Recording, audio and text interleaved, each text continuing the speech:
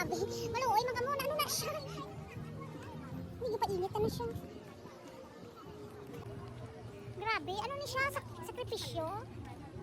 Nag-adto kami dali sa Chinese garden. Pati man ta nakainit. Asa nagsanag man ta ng adlaw. Titing ka pa sina. Nagulagaw ka dali. Tapos pati init-init. Huwag yung gaang-gaang mo lang sarili mo eh. Hello, it's me, Konyang again, nagbabalik. So, papunta na kami niyan sa Chinese garden dito sa Singapore. May nadaanan kami dyan, nakaupo-upo siya, nagpapainit ba siya? Kawawa man, heartbroken siguro siya. Ay, grabe man kainit-init ang daan namin papuntang Chinese garden. Oy, hindi man kami nagdala-dala ng payong. Ay, may kwento pala ako sa inyo. Kanina pala. Ay, hindi ko nakwento doon sa aking unang video nga kumain kami sa sa Lucky Plaza.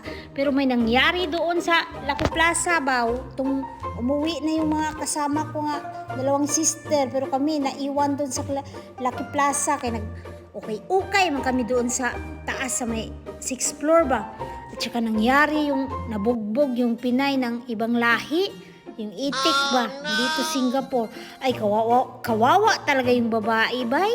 Kay gibugbog masyado sa sa lalaki. Ewan ko, boyfriend man siguro niya tong lalaki bay. Kawawa talaga yung kababayan namin. At saka nung na suntok or na sipa-sipa siya ng lalaki ba.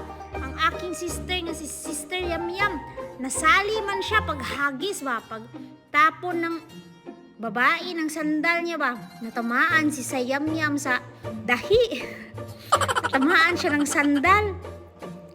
So, yun lang, ikwento ko sa inyo lang mga nung nangyari doon talaga kami. Doon talaga kami, pero hindi man ako nagkuha sa video kay takot man ako palo tayo ni Tatay Meta dito.